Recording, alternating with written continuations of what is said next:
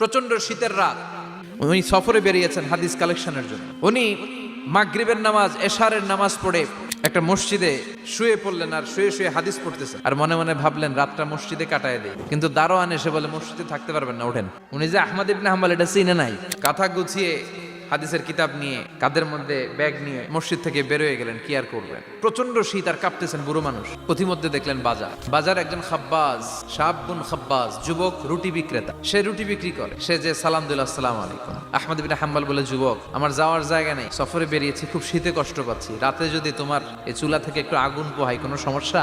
যুবক বলে, না না সমস্যা না, আহলান ওয়া সাহলান, বসে আমদের আসেন আসেন, আপনি আগুন পোহাইলে আমার সমস্যা কি? আল্লাহ শুকরিয়া করে উনি বসলেন আর আগুন পোহাচ্ছেন। আর খেয়াল করলেন যুবক রুটি বানায় আর পরে আস্তাগফিরুল্লাহ, রুটির দলা বানায় পরে আস্তাগফিরুল্লাহ, খামির বানায় আর পরে আস্তাগফিরুল্লাহ, খালি এইটাই পড়তেছে। ইমাম আহমদ ইবনে হাম্বল তো অবাক, কিরে এটা আবার কেমন যুবক, খালি আস্তাগফিরুল্লাহ। উনি প্রশ্ন করলেন, যুবক ঘটনা কি?